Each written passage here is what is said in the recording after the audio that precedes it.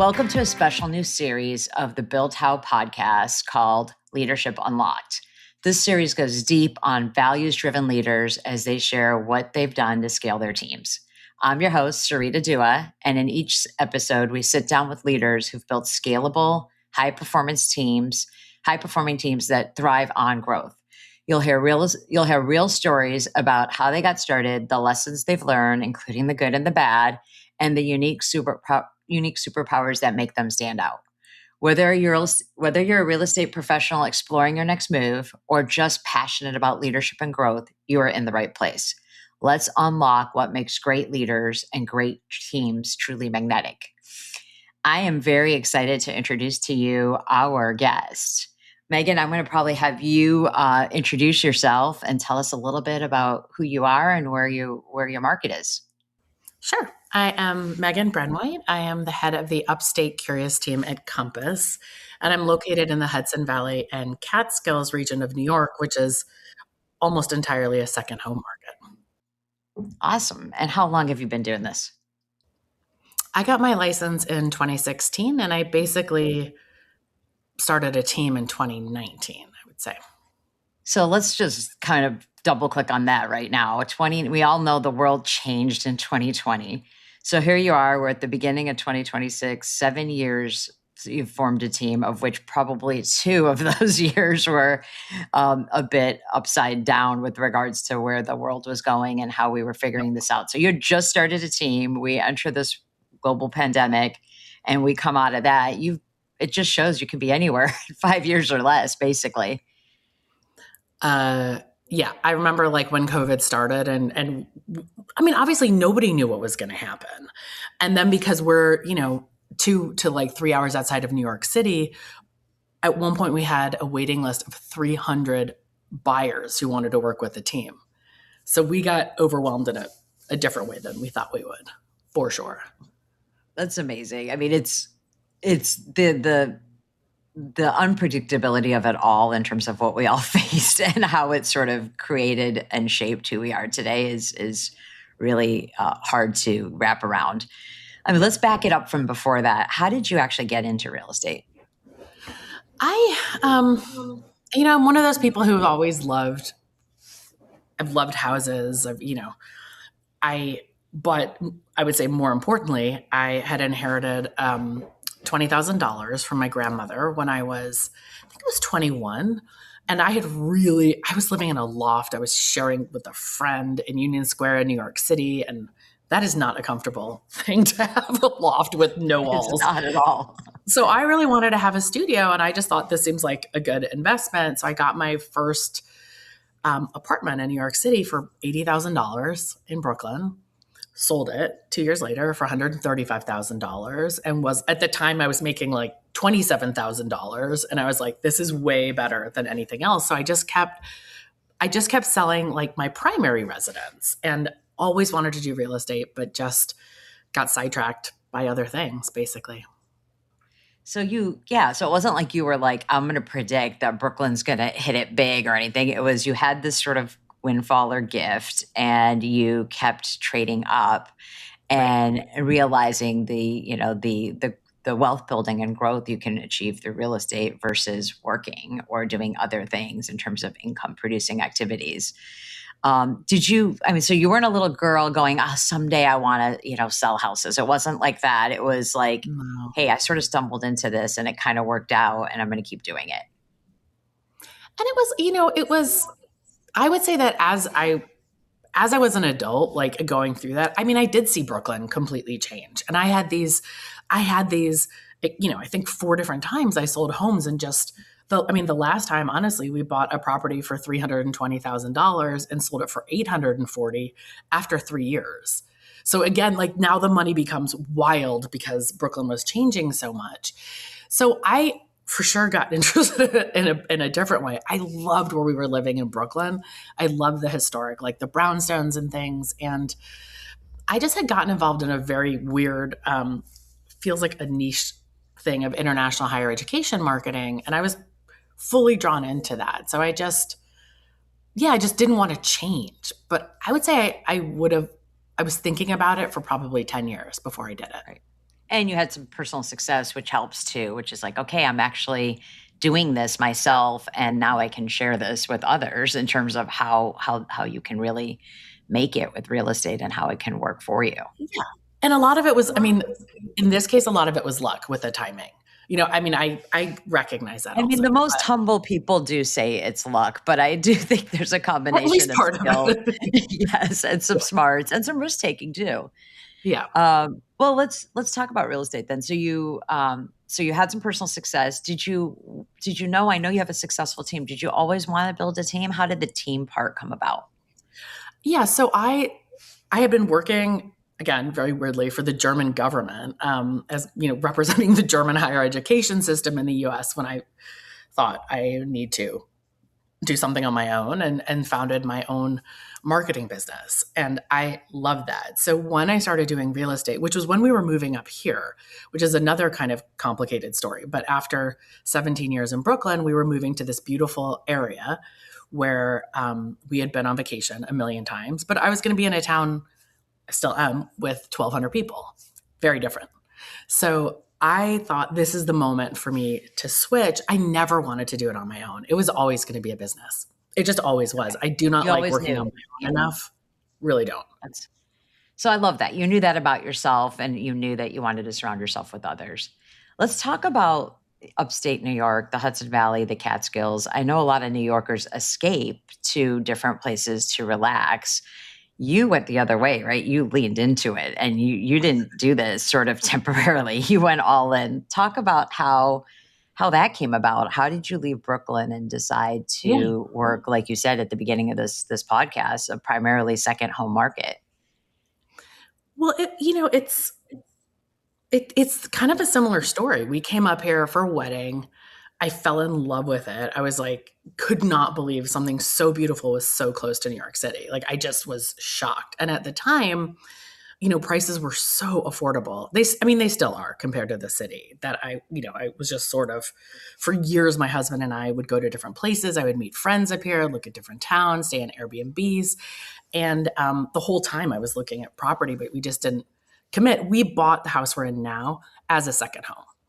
I mean, that was completely the plan. But, 6 weeks, I think, before closing, we sort of shifted gears, realized we could both work remotely or primarily remotely. And we're like, let's give it a shot. I, I am, I actually have almost no fear of risks. So it's what you said before. It's like Well, and not you're always sweet because even positive. at the end, you were primarily gonna do a second home and like Yeah. right before you're like, maybe we should just go for it. Yeah. And you did. And sometimes you don't make the shot you don't take, right? And so you Yeah. at the end of the day, if it doesn't work, you pivot. But the fact that it worked is incredible.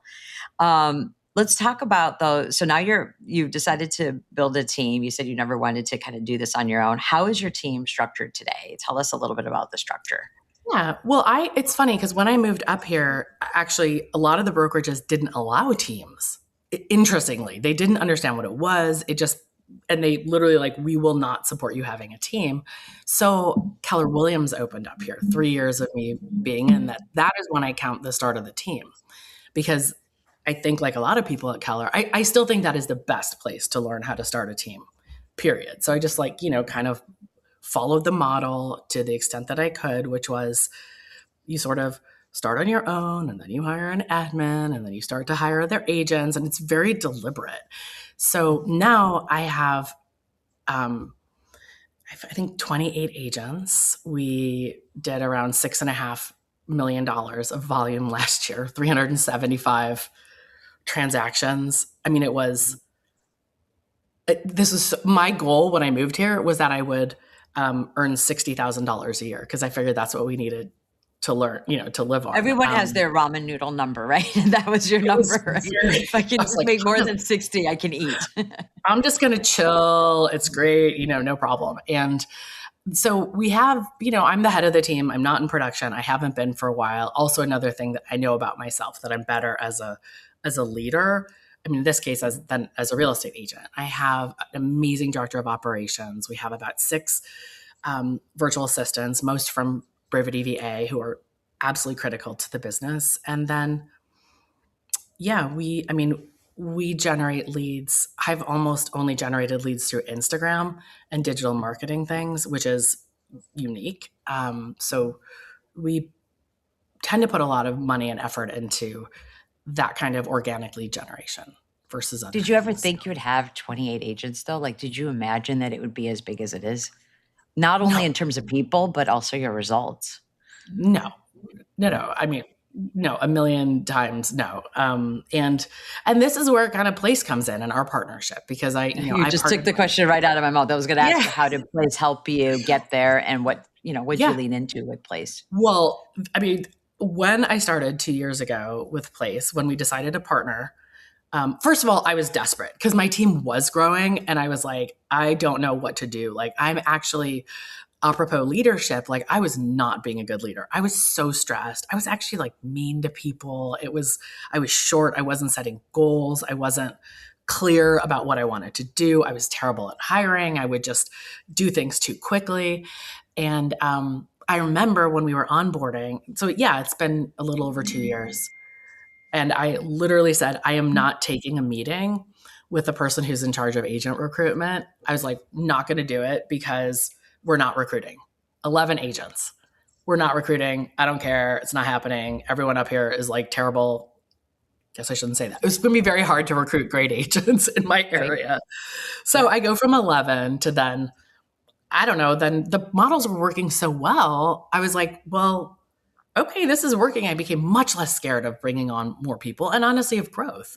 And so, yeah, by the end of the year, I don't know, I think we had 18 people. And then it shifted to becoming something of like how I set goals was different and my focus on really helping the agents build amazing lives. And I love that. I love it because you were kind of intimidated by growth at the beginning. And then once you kind of looked up and you realized, wow, I went from 11 to 18, and it's a model and it's repeatable. Because I think a lot of us have that problem, especially, but forget 28. Maybe they're at one, two, or Yeah. three agents and they want to grow. And they're like, I don't even know how to grow. I don't know how to do onboarding. I don't know how to do training. I'm going to have to go hire an intern or an employee because Yep. the stuff that makes me a good agent makes me not great at the management stuff. And so to have playbooks and structure, I could tell as you were talking that you kind of went from resistance to let's see how it goes to then embracing it. Well, and honestly, I think we may even have doubled that year, the first year. So it's like, and also realized and hired people who didn't work out, some of them. And this is Right. also where, I mean, which is true always, but this is where the partnership with Place and the models became so helpful of being like, oh, I need to take more time vetting them. And first, I need to take more time deciding, being very clear about what kind of agents I want to have on the team and who is going to be a good partner with the team. And then take more time vetting them and then be better at training them and understanding how I'm going to see if they're going to succeed, if we're going to succeed together. And so it was like all of these different touch points that had literally all been failing for so long. It became easier. And as maybe one would go well, another one still needed help. And then I had people I could talk to at Place, which was huge, huge. Not even just the So you had playbooks, but having systems the, and you had yeah, support. Sorry to cut you yeah. off. Yeah. No, that's right. And That's exactly right.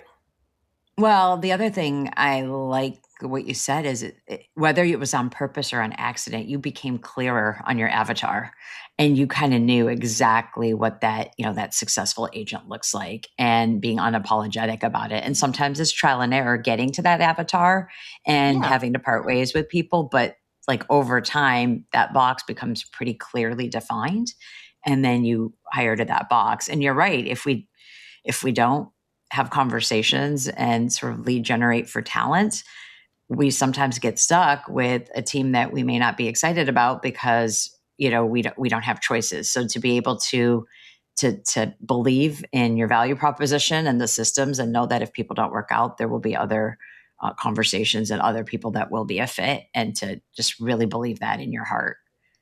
Yeah. And we are still refining it. Obviously. I mean, maybe not obviously, but I mean, I hope that 2 years from now, I look back at what I'm doing now and I think, God, that was that is not awesome because I want to have learned a lot in 2 years. I think that was another big thing, was just being okay with, it sounds kind of weird, but just learning and really looking at what are the things that I wasn't doing well, and not just thinking, oh my God, I'm a failure. I can never, this is how I am. This is how my team is. This is how I think. It was like, oh no, I just, I can actually learn things and be open to them.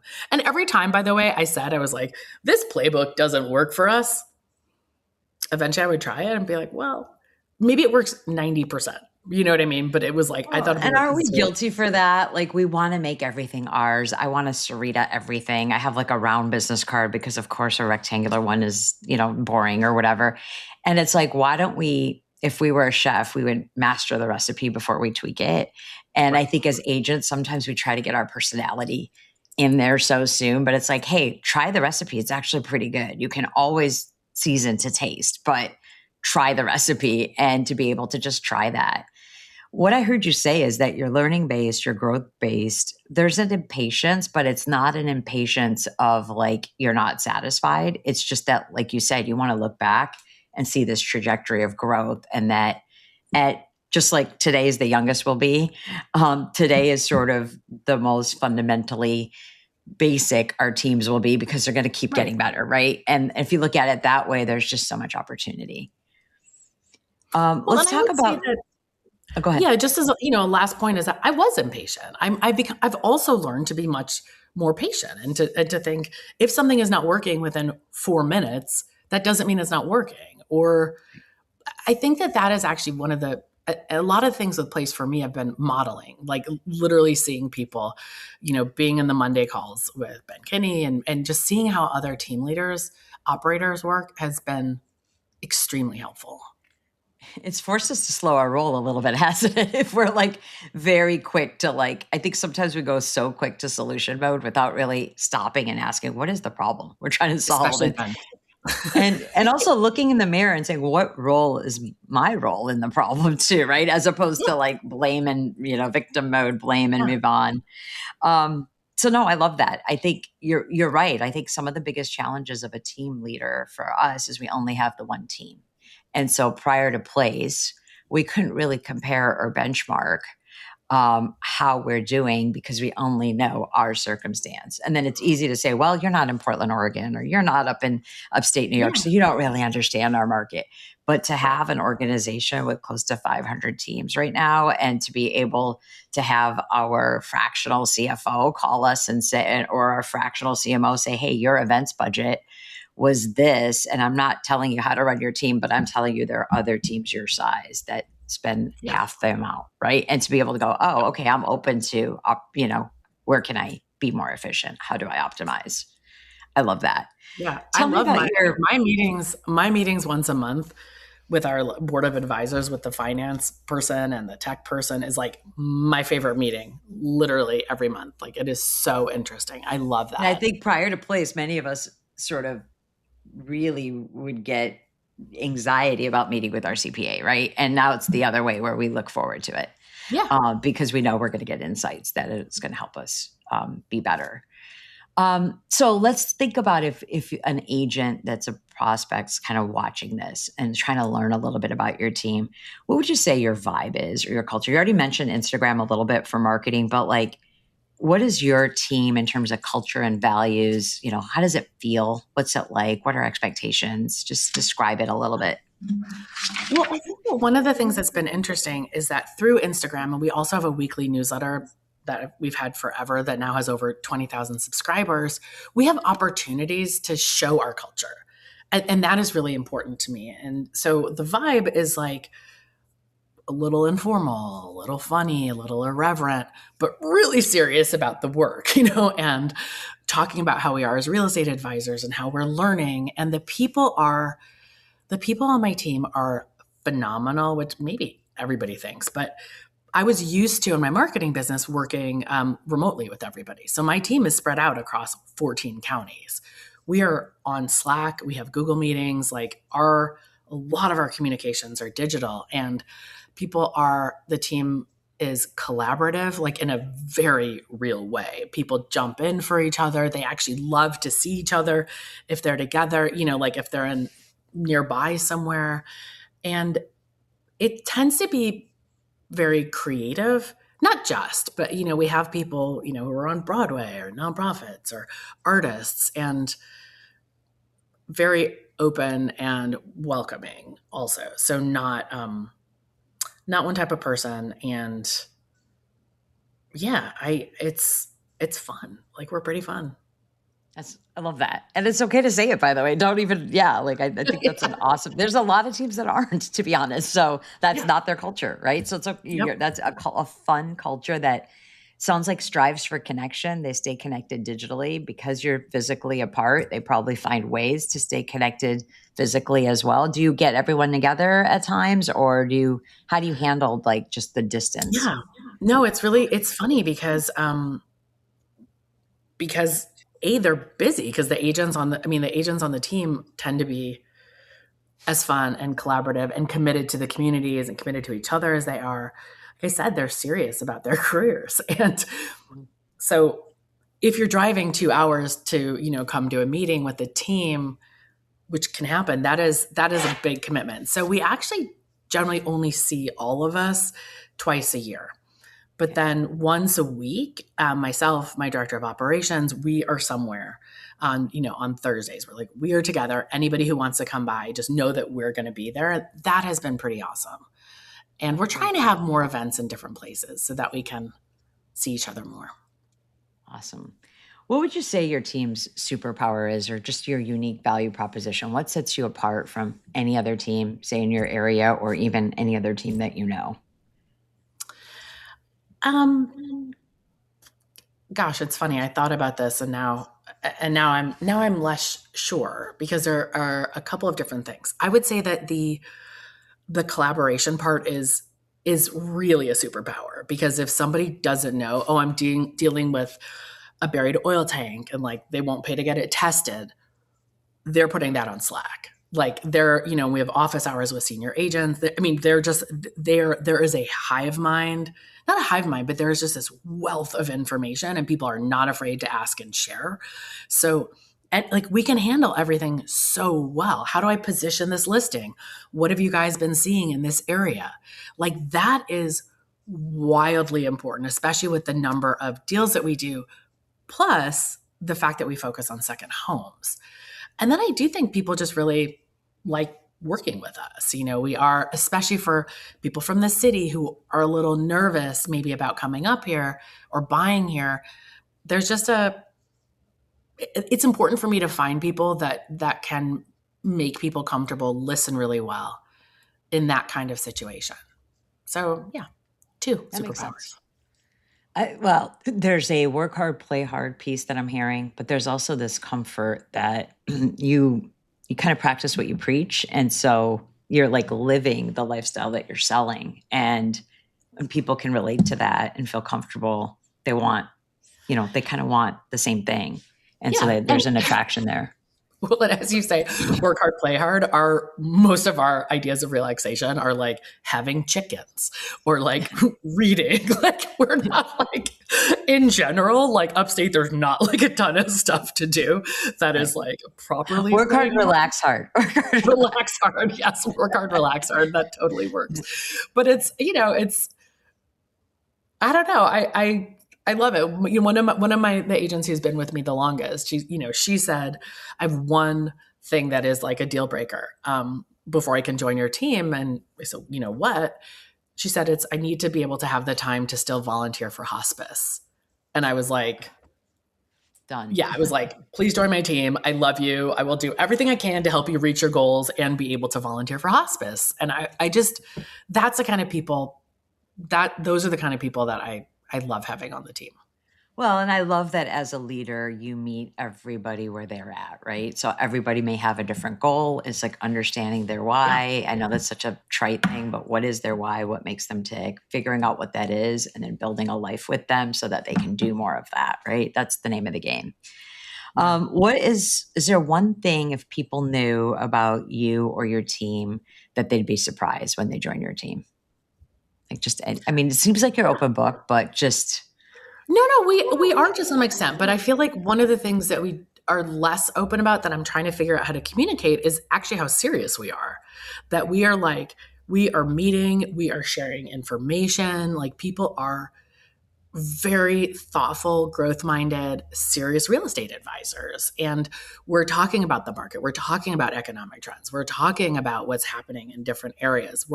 Why would people move from California to here? And as people see, they'll see something and then bring it back to the team, and we'll all brainstorm, like, what does this mean? We have models and systems that are so tight, also with the help of place. So, like, I think sometimes we look like these fun, fun people living upstate and having chickens, which I don't have either, but a lot of people do.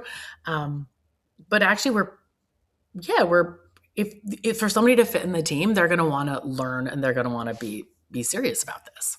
So if I was to take a tagline from what you said, it's like, you're fun, but don't mistake fun for slacking off. Your fun is your passion for what you do and how serious you are about doing it. And that is actually fun for you, right? And for all the people that are there, they enjoy succeeding at a high level. They enjoy helping people. This is not when you feel like it type of role. It's something that they're all in on, and they're very serious about in terms of their own growth as well as helping their clients. So yeah, the fun part doesn't mean fun in games. It means fun because you are completely all in and passionate about what you're doing. Yeah. And another trade thing is authentic, but this is real. Like, if someone's into design, I want them to express that they're into design. Someone's into dogs and shelters, that's their passion. I want that to be expressed, so I do think that's part of it also. Well, you have this problem, which I'm going to call you out on, which is, and by the way, a lot of people who I talk to have this problem. You make it look really easy. And so I would say, as a leader, like I heard you say it, like, I'm lucky. I sort of stumbled into this area, and next thing you know, I looked up and here I am, and I've got this giant team. I know that it wasn't always easy, and it certainly isn't always easy even now. Yeah. Tell me about, if you can think of a specific time that, that it was hard, like a tough leadership lesson you had to learn. Obviously, we all believe we want to learn things and not keep learning them over and over, right? But tell us some of the, the behind the highlight reel, the real version of the tough times. Yeah, I mean, and I've been in a leadership position or leading people since I was 21. I went into the .com world where it's like, if you had 2 months of experience, you were like ready to have a team of 10 director people who had 0 months of experience, So I did have the same mistakes, like for decades, honestly. And one of the really, like, it was kind of the breaking point where I decided I needed help and did decide to partner with Place. Was I had let go a director of operations who was so hardworking, an amazing partner, but it just wasn't getting the team to where I thought we needed to go. And so we had parted ways. I made the wild decision, with no director of operations, no person helping with marketing, that I would switch brokerages. And so I was all of a sudden doing all this super, like, nitpicky technical stuff. And I really was like, how is this happening? Like, I'm doing everything from posting on Instagram to, like, making sure we have the right documentation for changing your website footer and all of it. Yeah. Yeah. No, it was really bad. And, I think that was one of the big lessons there, was like, again, as an entrepreneur, I'm like super optimistic. I'm like, we could do that. This is why I need a director of operations.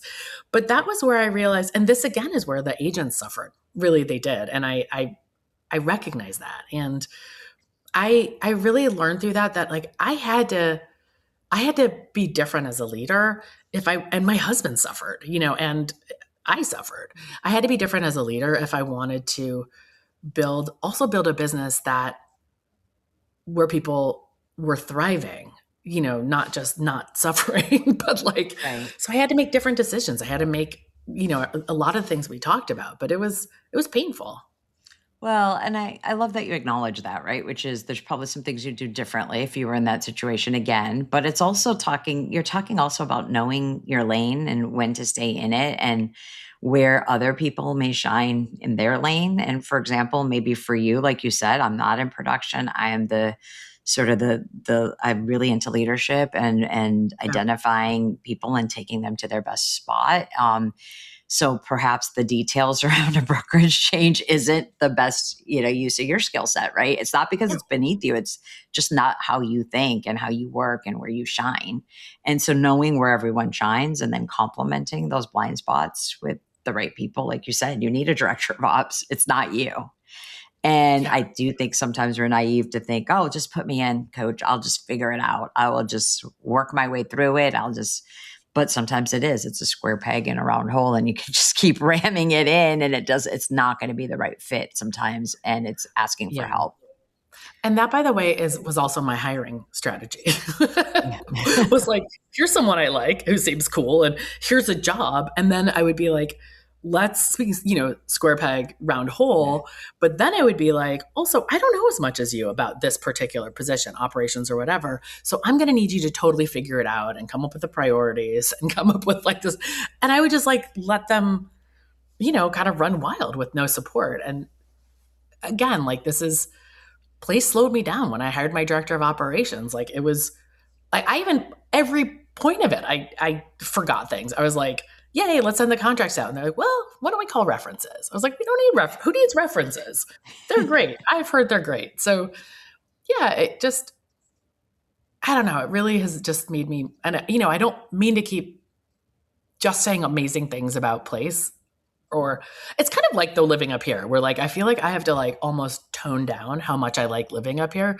And I almost have to like tone down how much I like being a place partner, because otherwise it seems ridiculous. So right. People are just not going to believe you because you're laying it out too thick, right? Yes. Yeah.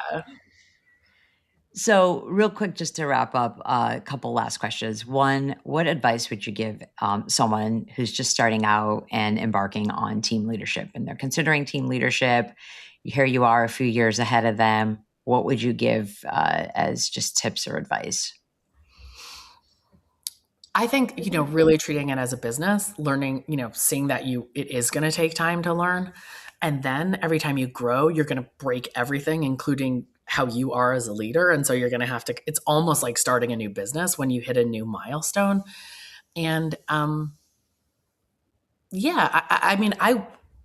I thought I was partnering with the right business coaches and I was getting all this help, but until I really had somebody who challenged me and showed me very different models that actually made me uncomfortable, but I was able to see the success, that is what I had wished I had done at the beginning.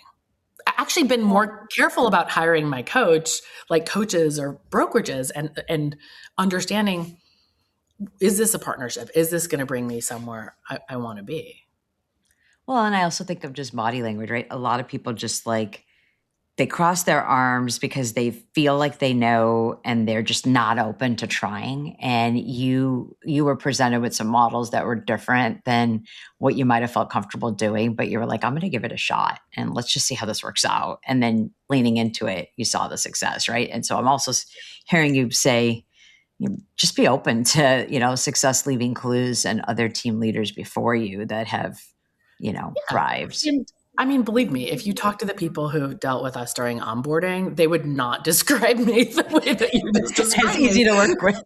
So it was like these little steps, and being like, okay, this thing that I said was stupid, it would never work for us. That one worked. So let me try this other thing that I think is stupid, it would never work for us. And then eventually I just built up this confidence and trust that the majority of things would work for us and some things genuinely wouldn't, and that's also okay. Right. Because there's no one size fits all, but there is being open to trying it and then giving it a fair shot and then deciding if it works or not. I just thought of, I know we're probably over time, but I literally thought of the best and stupidest metaphor for this, which is sort of like spandex or something where you get your leggings, but everybody puts them on. It looks a little different. So it stretches in different ways. So right. And when you first open them up, you're like, there's no way. This is never this. Not a metaphor that's going to continue in the place world, but it does make sense in my mind. Megan, tell us how people watching this can find out about your team in terms of finding you for referrals as well as considering joining you. What's the best way to reach you? Yeah, so Upstate Curious at Upstate Curious and Instagram is one of the best ways. You know, I the one who answers the DMs. Upstatecurious.com is our normal website. You can always write me at Megan, Megan, basic Megan, at upstatecurious.com. All of those Awesome. work. And areas, you said 13, 14 counties, but mainly upstate New York, essentially. Yeah. So And the surrounding. 14 counties is just the vacation area. Like literally, Okay. it covers the Hudson Valley Catskills. So what we always say is if you're looking for someone who's looking for, if you have someone looking for a second home within 3 hours of New York City north, just call us. That's you. Okay, perfect. That's the best way. That makes it very clear. Thank you so much for your time, your generous use of sharing your story and your vulnerability, and just you can tell your culture with regards to your team really comes from kind of who you are. I literally have always wanted to meet you, and you make everyone feel like they've known you forever. So I'm excited for this, and I'm excited to continue our friendship. And I hope everyone who's listening learns something and reaches out to Megan for any needs in the upstate New York area. Thanks again. And for everyone listening, would love your feedback, and have a great day. Yeah. Thank you very much for having me. Really, Of really course. fun for me also. Awesome. Take care. Have a good one. Bye.